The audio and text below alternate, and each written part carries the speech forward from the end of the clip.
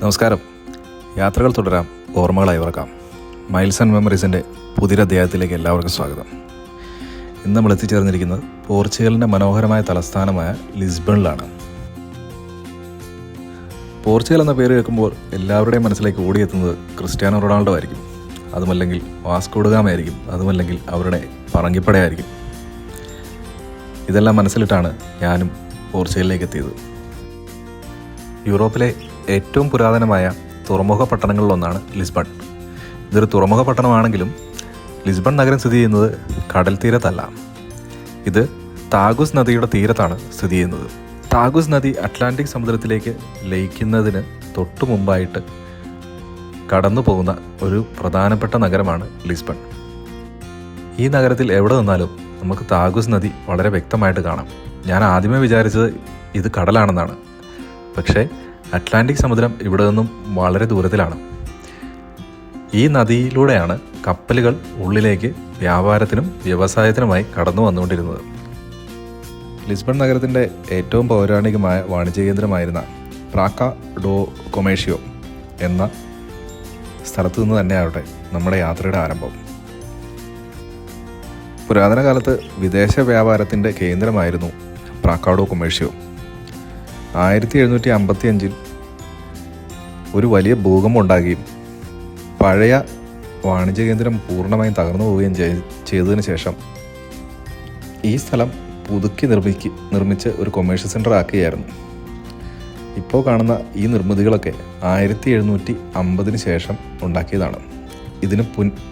ഇതിനു മുമ്പുണ്ടായിരുന്ന സ്ഥലങ്ങൾ മുഴുവൻ ആ ഭൂകമ്പത്തിൽ നശിച്ചുപോയി എന്നാണ് അറിയാൻ സാധിച്ചത്.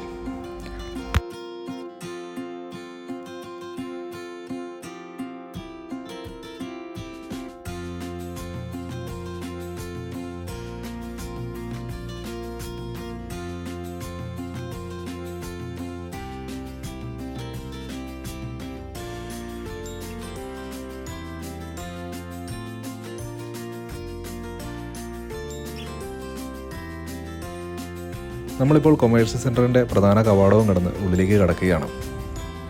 പണ്ട് കാലത്ത് അതിഗംഭീരമായ രീതിയിൽ നിർമ്മിച്ച വീഥികൾ, ചെറിയ റോഡുകളാണെങ്കിലും അതിൻ്റെ നടുവിലൂടെ ട്രാമുകൾ ഓടുന്നത് കാണാം.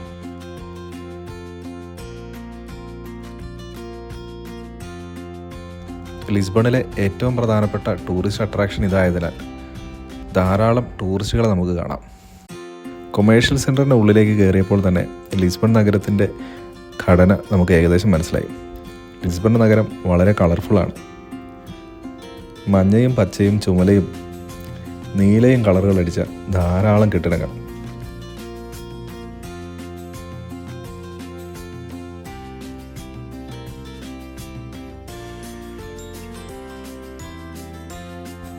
ഞാൻ ക്രിസ്ത്യാനോയുടെ കാര്യം മനസ്സിലിങ്ങനെ ആലോചിച്ച് നടക്കുകയായിരുന്നു.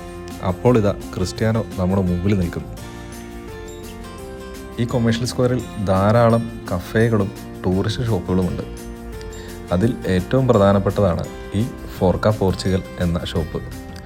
ക്രിസ്ത്യാനോ റൊണാൾഡോയുടെ വളരെ വലിയ ആരാധകനായ എനിക്ക് അദ്ദേഹത്തിൻ്റെ പേര് പതിച്ച ജേഴ്സികളും ക്യാപ്പുകളും പോർച്ചുഗൽ ടീമിൻ്റെ ജേഴ്സികളും ക്യാപ്പുകളും വിൽക്കുന്ന ഈ ഷോപ്പ് ഒഴിവാക്കാൻ തോന്നിയില്ല. അതിഗംഭീരമായ കളക്ഷനാണ് ഇതിനുള്ളിൽ ഒരുക്കിയിരിക്കുന്നത്. നിങ്ങളൊരു ക്രിസ്ത്യാനോ ഫാനാണെങ്കിൽ തീർച്ചയായും ലിസ്ബണിൽ എത്തിക്കഴിയുമ്പോൾ ഈ ഷോപ്പ് വിസിറ്റ് ചെയ്യാൻ മറക്കരുത്.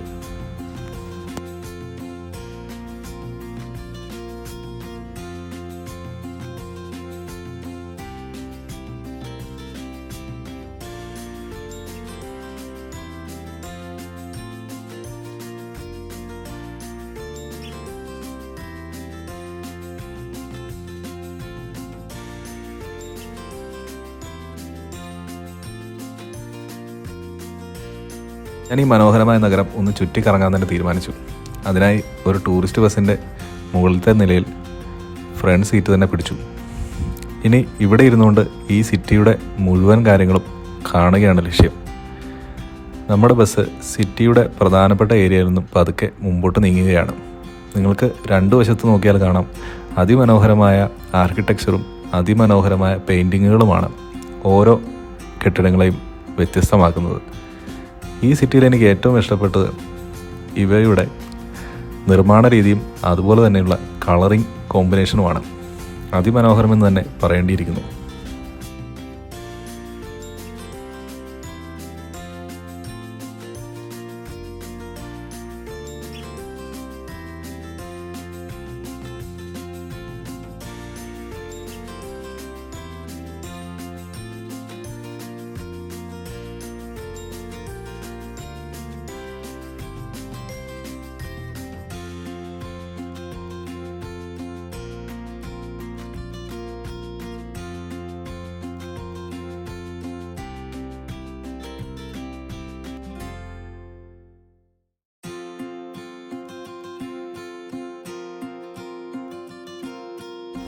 ഇനി നമുക്ക് ലിസ്ബണിൻ്റെ ചരിത്രത്തിലേക്കൊന്ന് നോക്കാം. ലിസ്ബൺ അഥവാ പോർച്ചുഗീസ് ഭാഷയിൽ ലിസ്ബോവ യൂറോപ്പിലെ ഏറ്റവും പഴക്കമുള്ള നഗരങ്ങളിലൊന്നാണ്. പണ്ട് റോമ സാമ്രാജ്യകാലത്തും ഈ നഗരം ഒരു പ്രധാന വ്യാപാര കേന്ദ്രമായിരുന്നു.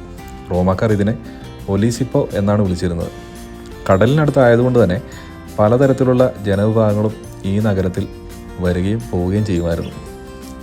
8-ാം നൂറ്റാണ്ടിൽ മുസ്ലിങ്ങൾ ഈ നഗരം കീഴടക്കി. ആ നഗരത്തിന് പുതിയ നിറവും സംസ്കാരവും അവർ നൽകി.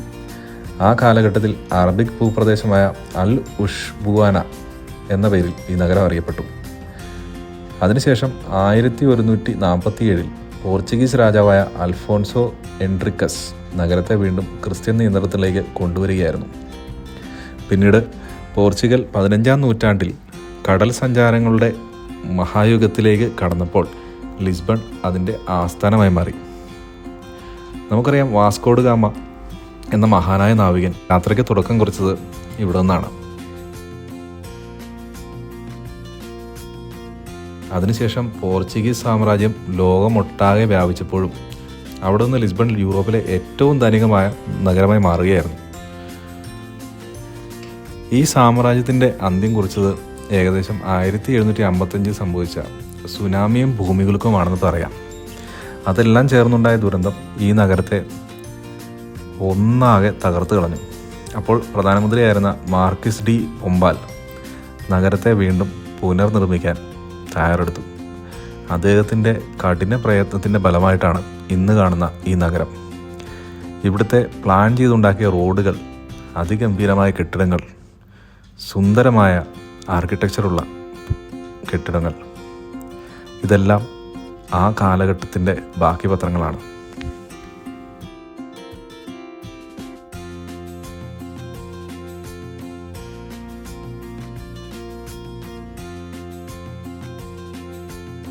പഴയൊരു സംസ്കാരവും പഴയൊരു ജനവിഭാഗമായതിനാൽ നഗരത്തിൻ്റെ വിവിധ ഭാഗങ്ങളിൽ ധാരാളം കോട്ടകളും പഴയ സംസ്കാരത്തിൻ്റെ പ്രതീകമെന്നോണം നിലനിൽക്കുന്ന സ്തൂപങ്ങളും നമുക്ക് കാണുവാൻ സാധിക്കും.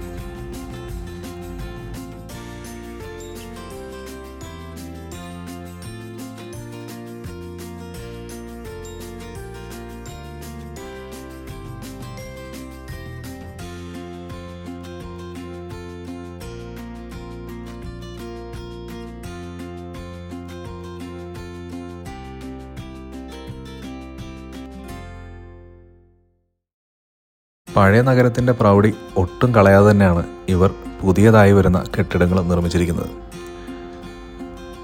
വളരെ ഗംഭീരമായ ആർക്കിടെക്ചറാണ്. എന്നിരുന്നാലും ഇവരുടെ കളർ കോമ്പിനേഷൻ ഒരു രക്ഷയുമില്ല. നഗരത്തിൻ്റെ എല്ലാ ഭാഗത്തും എവിടെ നോക്കിയാലും കാണുന്ന കെട്ടിടങ്ങളും എല്ലാം കളർഫുള്ളാണ്. ഇതാണ് ഈ നഗരത്തെ യൂറോപ്പിലെ വേറെ എല്ലാ നഗരങ്ങളിൽ നിന്നും വ്യത്യസ്തമാക്കുന്നത്.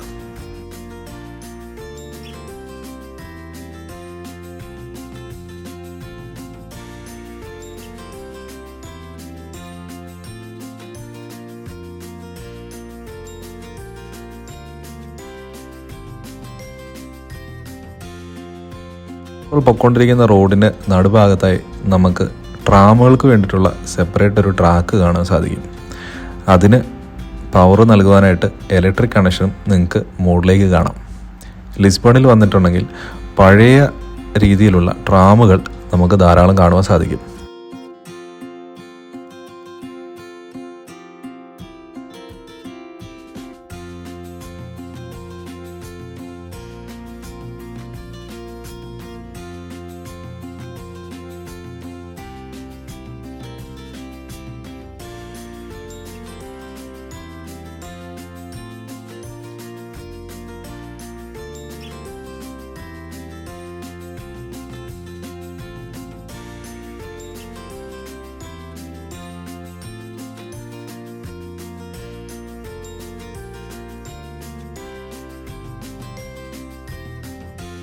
ലിസ്ബണിൻ്റെ ഓൾഡ് സിറ്റി കാണിച്ചതിന് ശേഷം നമ്മുടെ വണ്ടി പതുക്കെ ടൈഗ്രിസ് നദിയുടെ തീരത്തേക്ക് എത്തിയിരിക്കുകയാണ്.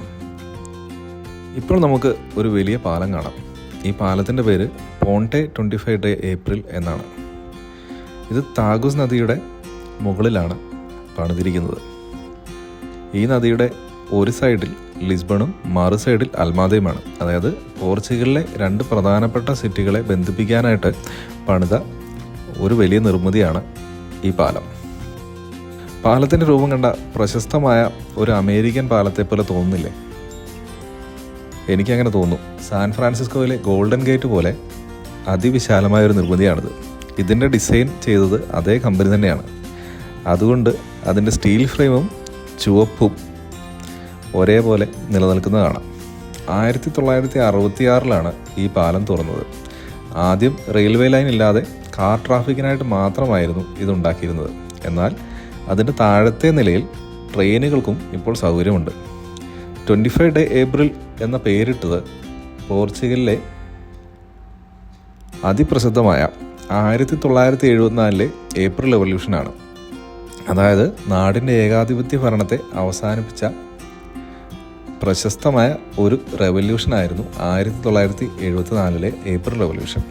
അതിൻ്റെ ഓർമ്മയ്ക്കായാണ് ഇവർ ഈ പാലത്തിന് പോണ്ടെ 25 ഡേ ഏപ്രിൽ എന്ന പേര് നൽകിയത്. ഈ പാലം നോക്കുമ്പോൾ നമുക്ക് ഇതൊരു പ്രചോദനമാണ്. അതിജീവനത്തിൻ്റെയും പുരോഗതിയുടെയും പ്രതീകമായാണ് പോർച്ചുഗീസുകാർ ഈ പാലത്തെ നോക്കിക്കാണുന്നത്.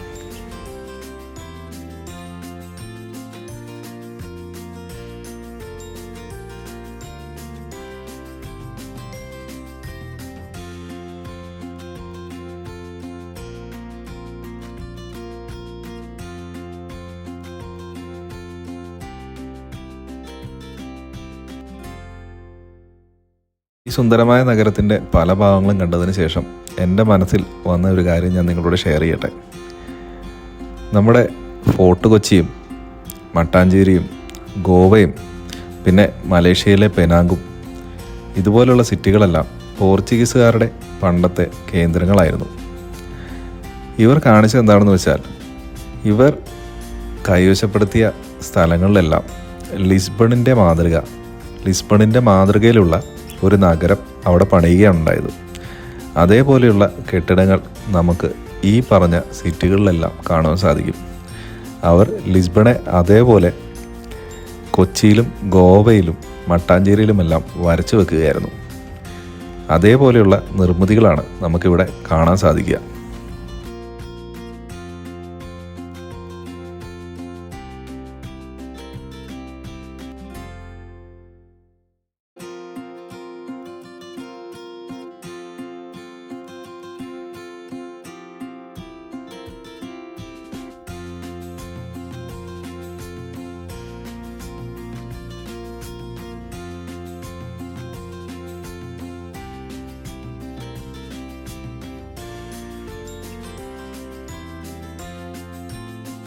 അതിസുന്ദരമായ ലിസ്ബൺ പട്ടണത്തിൻ്റെ കാഴ്ചകൾ ഇവിടെ അവസാനിക്കുകയാണ്. എന്നിരുന്നാലും പുതിയൊരു സ്ഥലവും പുതിയ കാഴ്ചകളുമായി വീണ്ടും കാണുന്നതുവരെ നമുക്ക് യാത്രകൾ തുടരാം, ഓർമ്മകൾ അയവിറക്കാം. നന്ദി, നമസ്കാരം.